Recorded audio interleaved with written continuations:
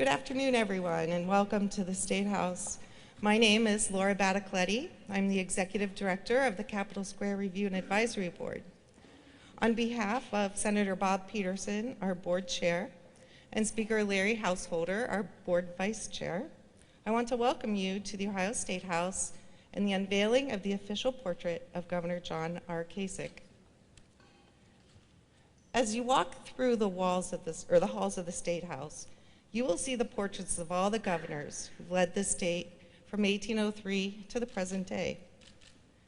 As people tour the building, they are reminded of our leaders. Some come to look for a relative who was once the governor. School children come wanting to find out about the people that they've learned about in school. Tonight, we will add another portrait of someone who sacrificed greatly because of a calling to serve and protect our state. From the first governor, Edward Tiffin, to our current governor, each faced a degree of difficulty governing. While the challenges may be different, they are nonetheless important in creating the fabric of Ohio society. In 1959, Ohio adopted as its state motto, "With God, all things are possible." Governor Voinovich had the motto embedded on the West Plaza of the Ohio State House to serve as a guide to all those who visit here. While Governor Kasich was only 7 years old at the time the motto was adopted, I believe it's an accurate reflection of how he lives his life. While not always easy, he worked hard, he relied on God, and made all things possible through his service to the people of the great state of Ohio. We've all heard the stories of his tenacity. I'm sure you all know them, but I'll remind you of a few. From waiting in the president's office at Ohio State until he received a meeting, sending a letter to President Nixon, which resulted in a meeting with him, defeating an incumbent state senator to become the youngest state senator in our history, defeating another incumbent to win the race for the U.S. House of Representatives, fighting for a balanced federal budget for years until finally succeeding. One thing remains constant. John Kasich will not give up when fighting for what he believes is right. Oftentimes this puts him at odds with some of his own party, but he never loses sight of the mantra, "With God, all things are possible." Tonight, we're here to honor his hard work and sacrifices and celebrate our 69th governor. Governor, we thank you for your service. Your role in Ohio's history will be remembered here at the State House. It is now my pleasure to introduce you to Larry Ophoff, President of the Ohio Senate.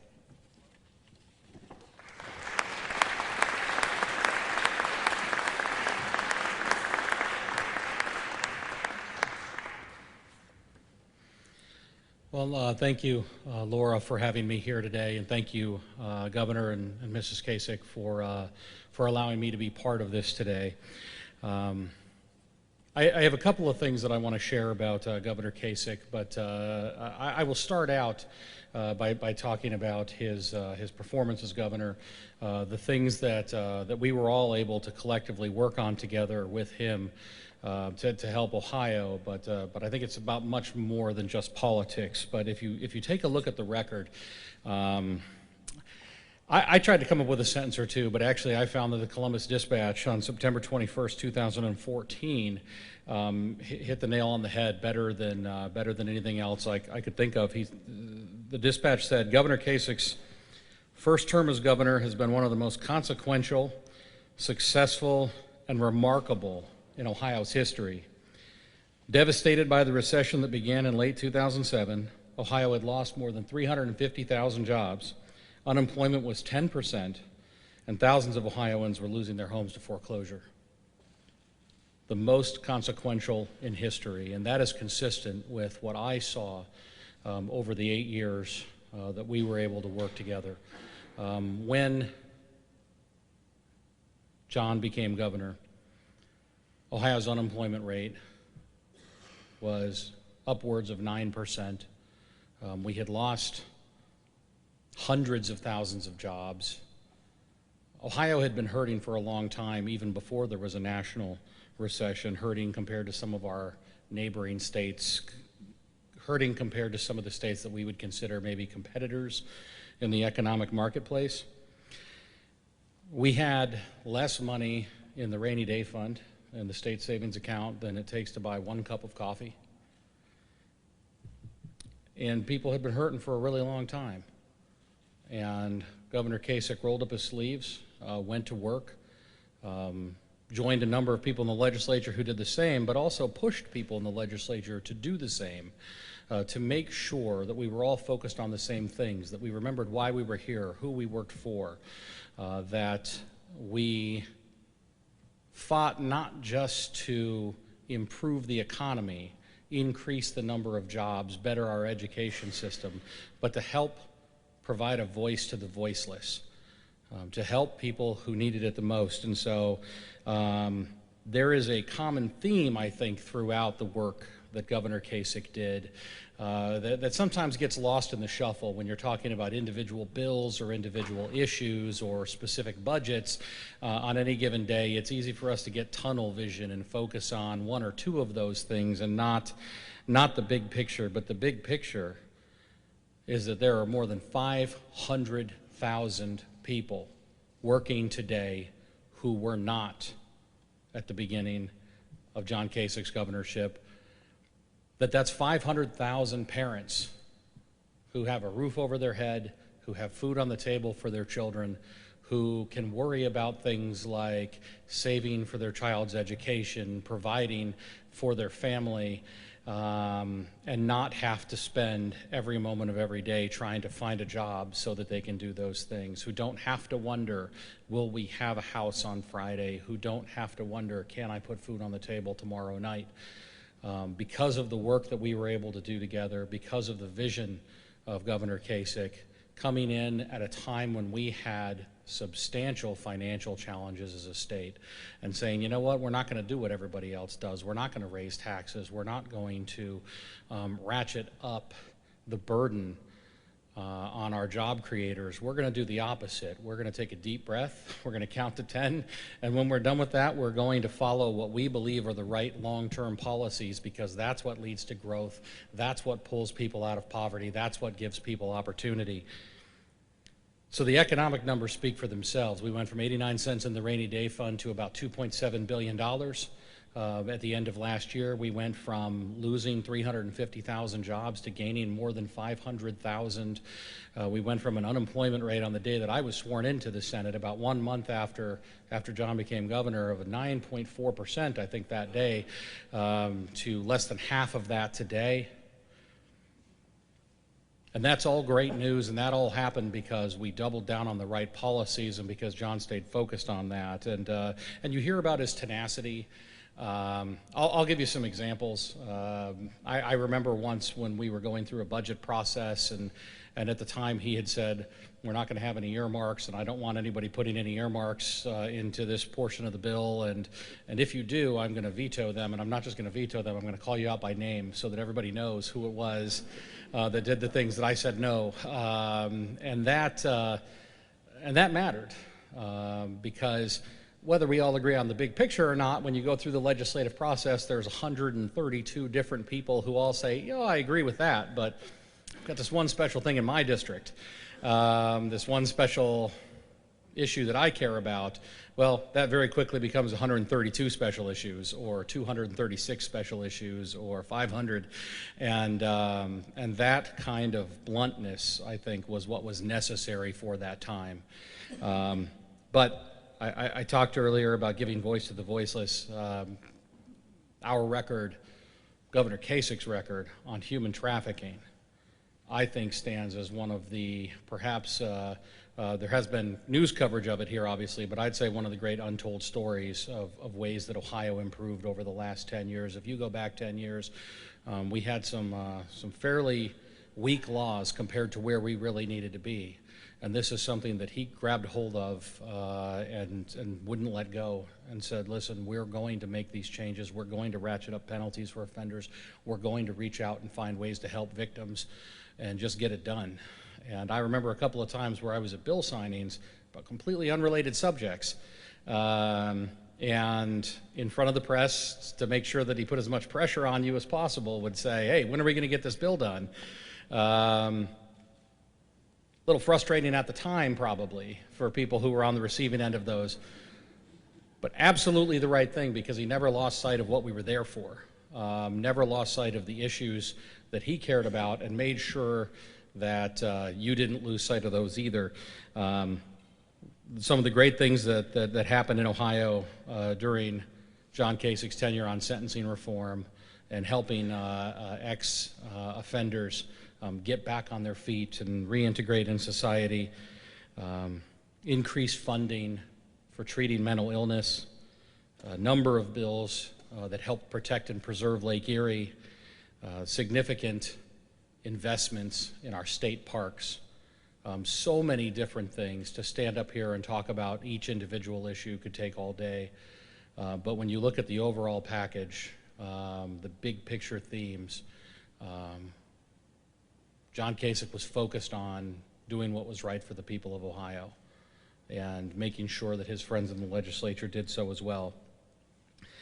And we didn't always agree, and I don't think that's a secret to anybody in the room, that there are from time to time tension between the branches, but you never had any doubt where you stood with the governor, and he wasn't shy about telling you, and you never had to worry about whether there would be a lack of communication from his end in letting you know. And those things I valued very much during my time working with him as Senate President. But I want to finish by saying I got to see a side of John Kasich that a lot of people probably don't get to. And I know that my friend Keith Faber, who was here, who served as president prior to me, experienced the same thing. Everybody knows the John Kasich that they see on TV, that's in the news. Not everybody knows the guy that we do.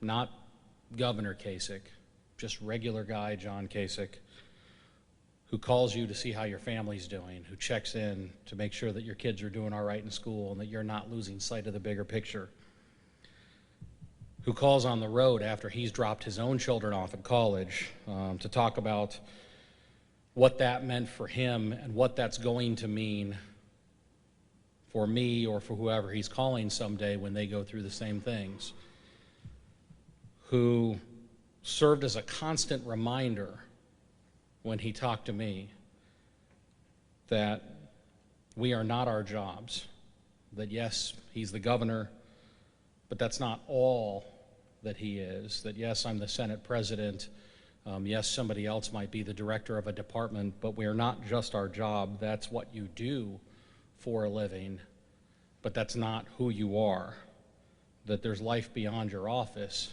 and that is about faith, that is about your family, that's about your friends. And again, while we didn't always see eye to eye, we saw eye to eye most of the time, and more importantly than that, I never doubted, whether we were on the same side of an issue or not, that where John Kasich was coming from was a belief that what he was doing was right, that he always followed his true north to do what he thought was right for the 11.5 million people of the state of Ohio that he worked for. So, Governor, thank you for having me here to be part of this today. I appreciate your friendship. The people of Ohio appreciate the hard work that you did for us as governor for 8 years.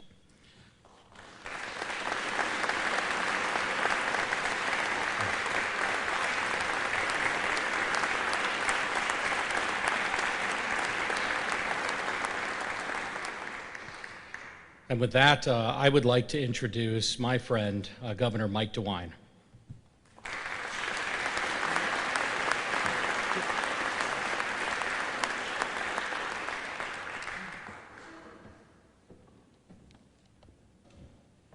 Senator Obhoff, members of the General Assembly, members of the Supreme Court. In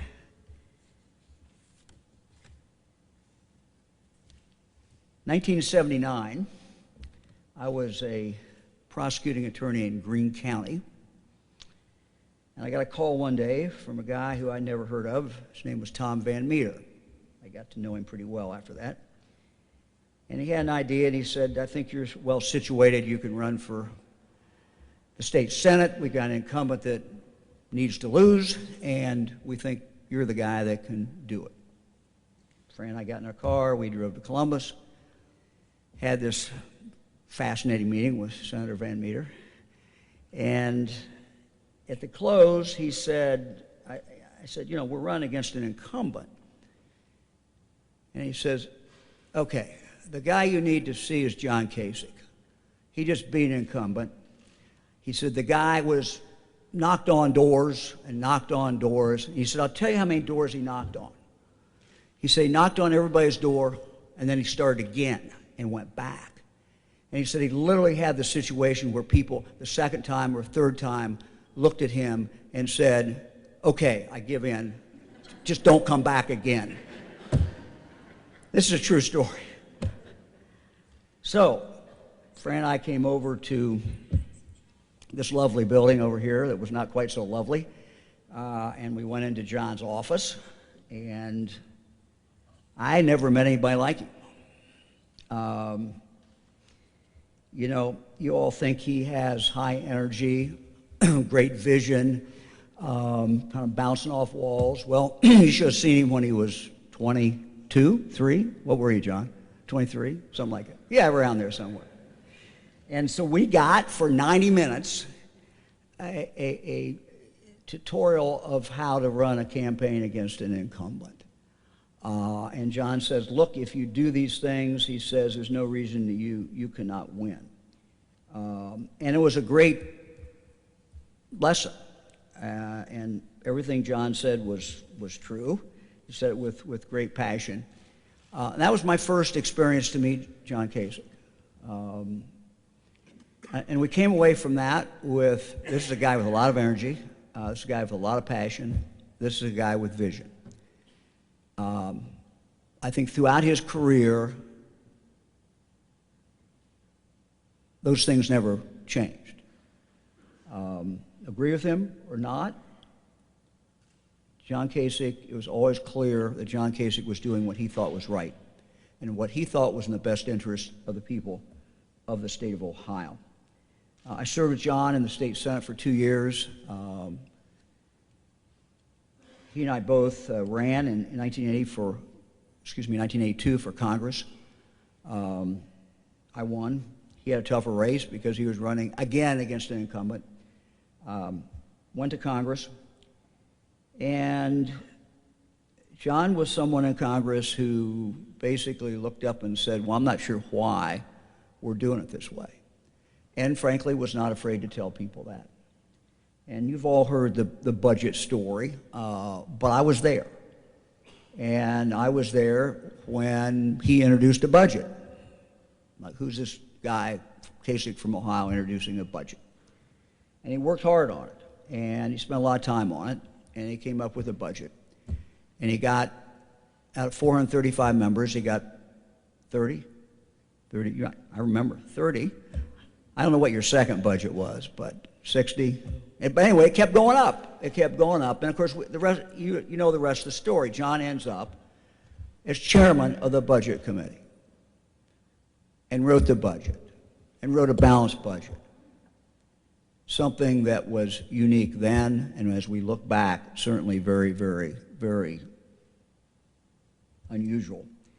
But again, a man with great vision, and a man who was not afraid to go against the status quo. There were people in his own party. I mean, he only got 30 votes the first one, so there are clearly people who didn't want John to be rocking the boat, but he did that, and he made a difference. Senator Obhoff has outlined, I think, some of the things that Governor Kasich did as governor.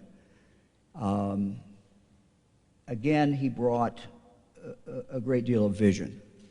and passion. And there's never any doubt that what he told you was what he thought. Everybody's got their own list. I'll give you my short, abbreviated list of the things that I think were significant. One, when I took office, when he left, the day I took office, it's January 14th, our fiscal house was in order.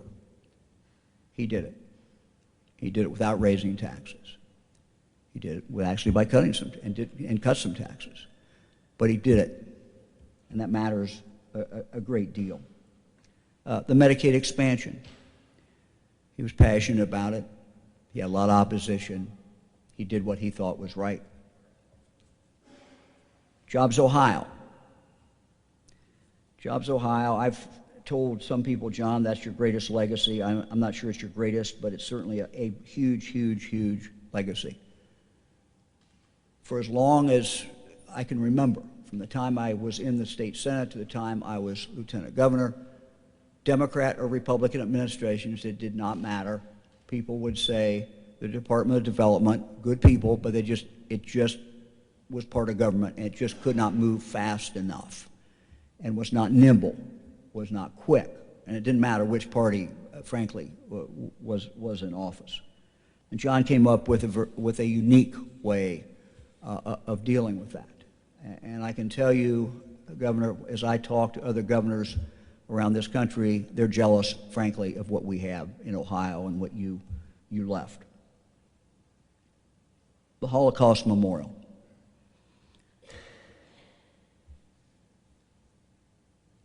Sometimes we forget, lest those remember, that there are people who cared passionately on the other side of that and did not think that was the right thing to do.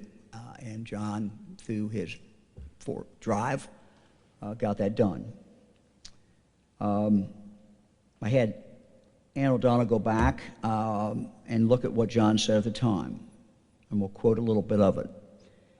When we lose the notion that man is made in the image of God, then we treat human beings as objects, something to be traded, something to be dealt with in a way that does not recognize in any way their humanity.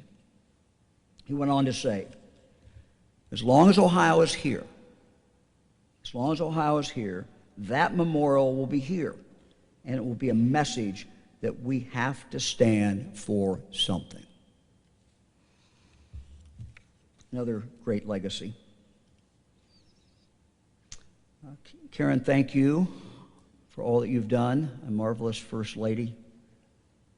Fran talks about you whenever we have guests at the house and tells them that the house that they see, that they admire, is because of the great work that you did. You preserved it, you protected it, you improved it, so thank you. John, you leave a lot of things as your legacy, but I suspect that if you were asked, you would say that Emma and Reese are your biggest legacies, most important. You and Karen have done a great job. It's my pleasure to introduce my friend, 69th Governor of the state of Ohio, John Kasich.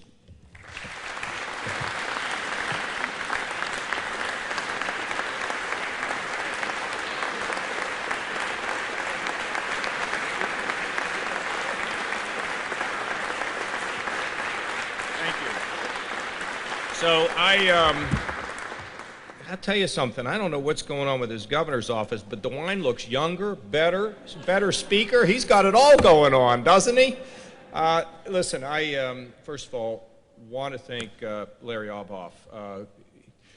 Larry's one of the smartest people I've ever worked for, and I wanted to. I hope he's going to have a political future. One of the things that I've talked to him about is I think he'd be a great judge, a great federal judge. And we'll have to see how it all plays out, but he has a lot to contribute.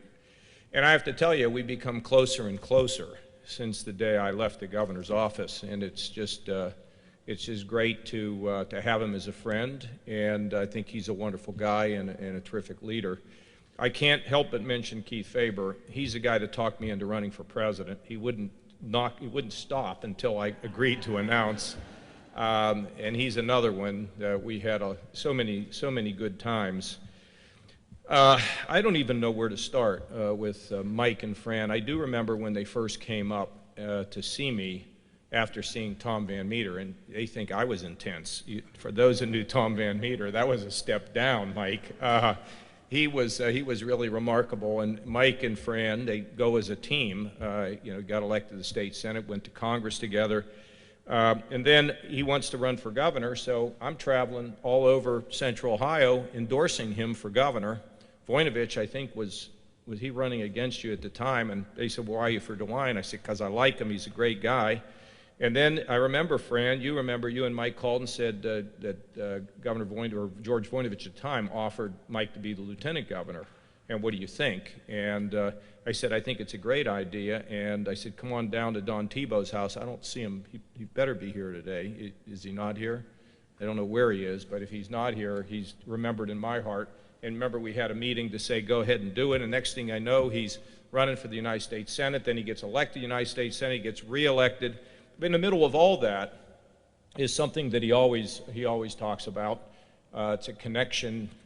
Frankly, it was one of the early days of my life, one of the saddest days ever, and that was going to the service for the daughter that they lost. And, that was the first time that I had ever really felt the deep pangs of death that Mike and Fran had to work through, and carries them with them every single day. Listen, Mike is a terrific governor because Mike has got a great heart. I've always known that about him. I mean, if you think about the work that he's done in Haiti, he and Fran together, people don't even know about it. It ought to be documented. Nobody wants to ever write about it, Mike, because that's good news. If people want to write about the fact that you went to Haiti and fell off a chair or something, but what you've done down there for the folks has been unbelievable. How many trips have you guys made? 20 trips to Haiti. Not a lot of thank yous, not a lot of glory. It's just in their hearts. And that's why I know here in the state of Ohio, at a time when we see big, deep ideological battles, I'm not too keen on those. I'll tell you, you change when you become governor. The fact that he has a heart, I knew that he could maneuver these ideological battles and do the things that were going to help all the poor people, the little kids that don't have anywhere to go, the drug addicted, the mentally ill.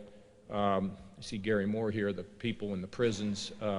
This is somebody that's got a heart for all that. And Mike, as you go through that and you have tough decisions, I'm only a phone call away, because at the end of the day, we're only remembered for what we do, not the criticisms that come our way in the midst of the storm. So thanks. A lot of years we've been friends, man, a lot of years, and we got a lot of years ahead. Although sitting there in that chair, I could kind of feel what it must be like to be dead, because you start to get a measure of what they included. And now I'm going to have to put some things out about my great sports prowess, the things that, my good looks, all these things, that my humility. We got to get all that stuff out there fairly soon. But my wife was just terrific. I remember right after I got elected, we woke up the next morning and she said, "Do I really have to be First Lady?" And I said, yes. And Mike, when you talk about the human trafficking, she's been that, the arts. Now she's involved in Moms to Be. In fact, what I have found being out as governor, these remarkable things come to me in amazing ways that are in some ways even more significant than when I held the office, and I can't quite figure it out. Whether it's mental health, whether it's poverty, whether it's fighting addiction, it's just still going on and still coming my way. And my wife, by the way, is going to carry on some programs that she's been approached by people to say, can you go and rejuvenate this? And I think it's just great.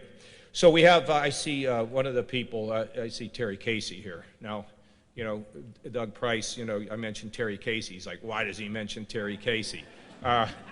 Terry's a controversial figure who I've always, he helped me get elected, right, Terry?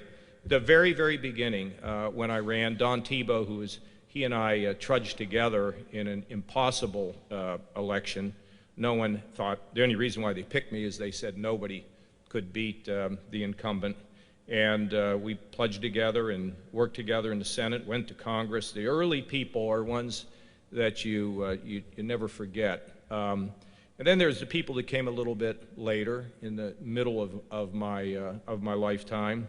And then, of course, my new friends. And these are people who served in the cabinet, people who were part of the administration, people who, by the way, trudged to New Hampshire and to South Carolina, right, Bobby? The people that went there and showed up. I mean, I was overwhelmed by what happened. By the way, I think if you check, as one of my political people say, you know, we started in New Hampshire with less than 2% of the vote and ended up beating everybody.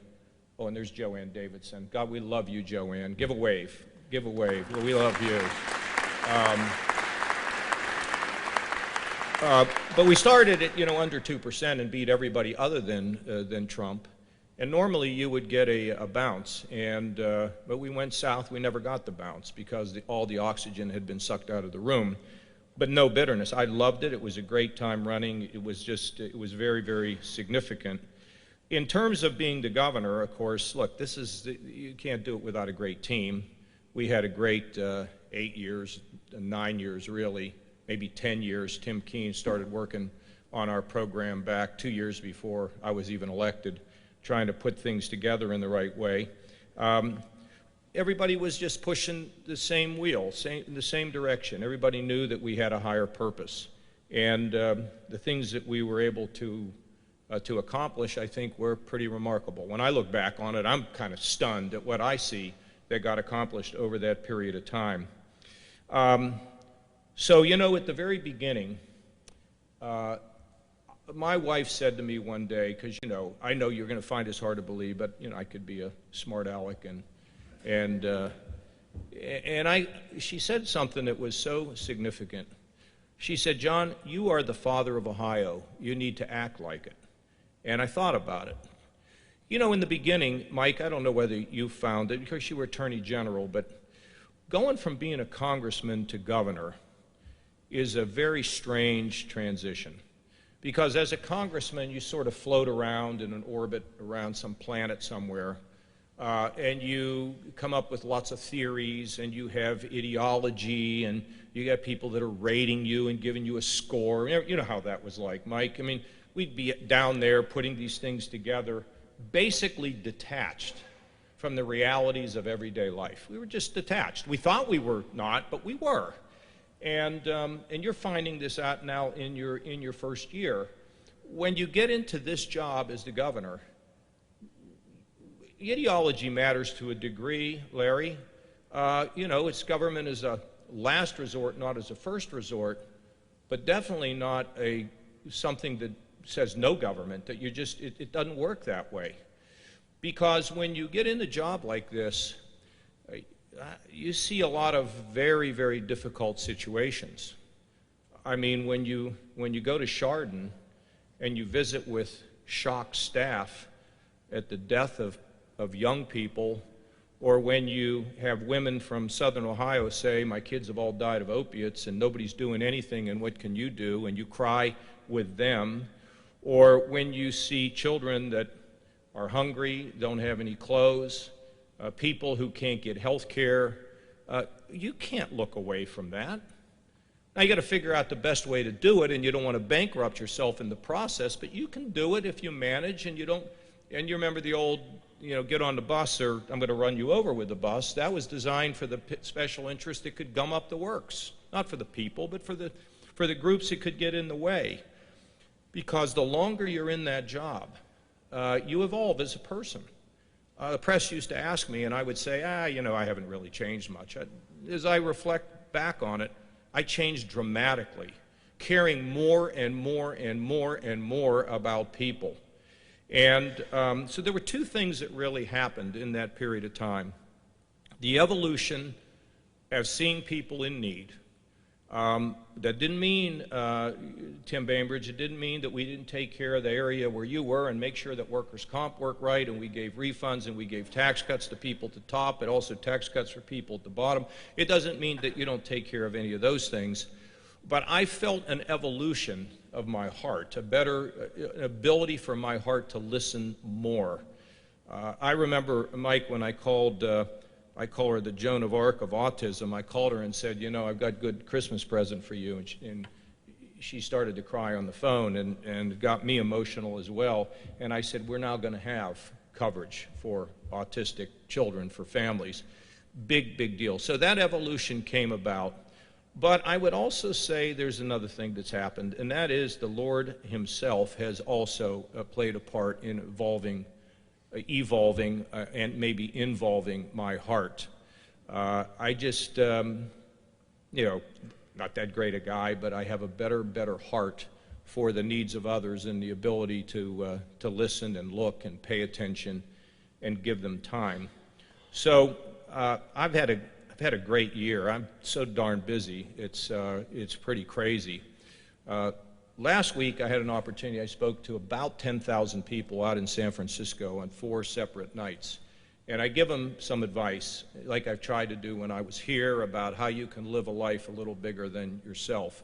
For the people that are here whose spirit have touched me, I hope my spirit has touched you, and that together we continue a journey about how to live a life a little bigger than ourselves. And I made just 2 or 3 lines here. Slow down. We have to slow our lives down. We're in too much of a hurry. We think we have to go here, we have to go there. We've got to be on our Apple Watch, we've got to be on our Apple phone, we've got to be on our iPad, we've got to check every, you know, we've got to slow down. Slow down, because when you slow down, you hear the voice of our Creator that tells you what you're supposed to do next.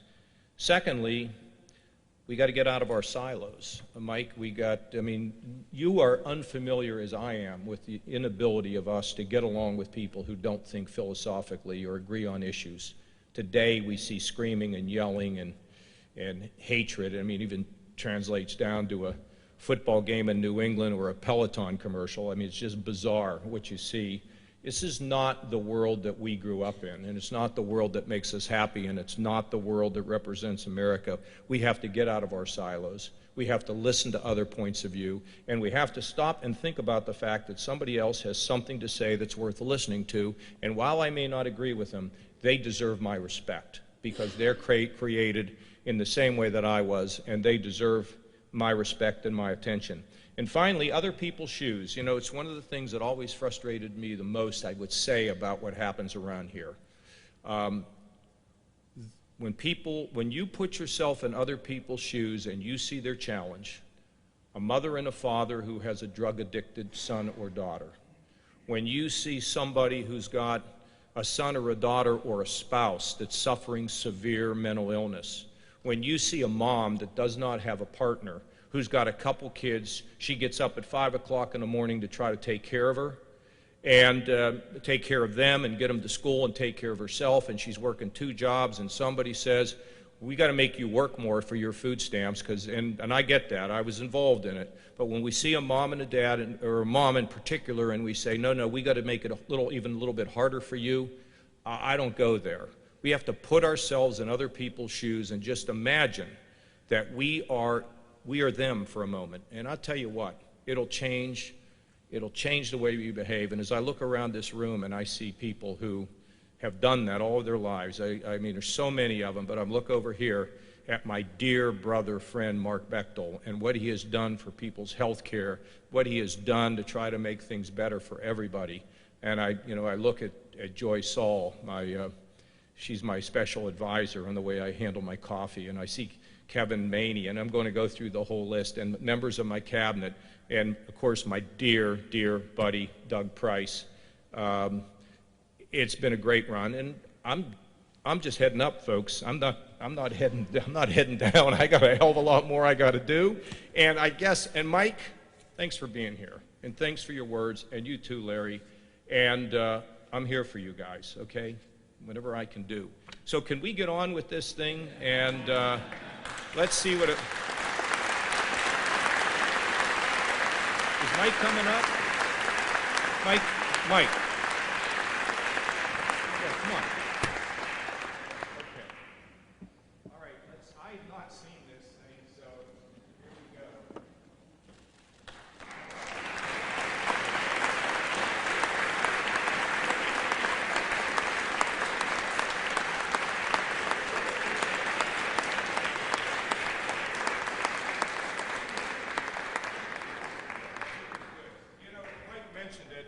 I'll just say one final thing, and that's that we did this outside. I think I'm the first governor to do anything outside like that. And you can see I'm resting there on the, I am resting there over at the Holocaust Memorial. And the members of the Jewish community that stood up then, Marome, you're here, Doug is here, to make this happen, to be able to fund it. And then for Abigail Wexner and her friends to be able to find Daniel Libeskind. And then, you know, it was interesting the day the ceremony came. Is David Goodman here? I don't know if he's here or not, but his father, Vic, he was like Mordecai, if you read the Old Testament, sitting outside the gates of the king's gates. And Vic was sitting outside my office, I didn't know, for about an hour or so.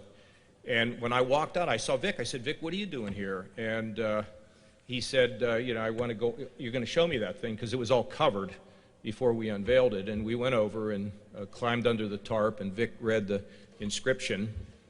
And he started to cry and buried his head in my chest. I will never forget that as long as I'm alive, how special that was for him.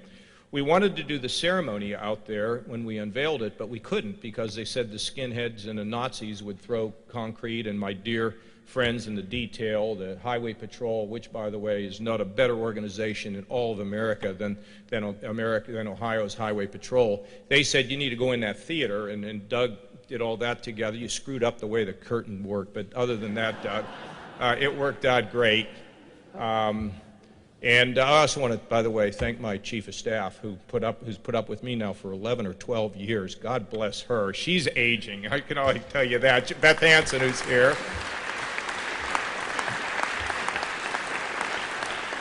And one of my intellectual friends, Bob Klafke, who helps me on a daily basis to think through a lot of big things. But that Holocaust Memorial was really terrific, and yeah, there was objection. There was no way it wasn't going to get done. But thank God I couldn't put it in the State House. Because if I'd have put it in the State House, it would have been a tiny little thing, and now it's a beacon out there that people from around the world want to come and see what Daniel Libeskind did. So it's just great. So thank you all very much. A happy holiday and Merry Christmas.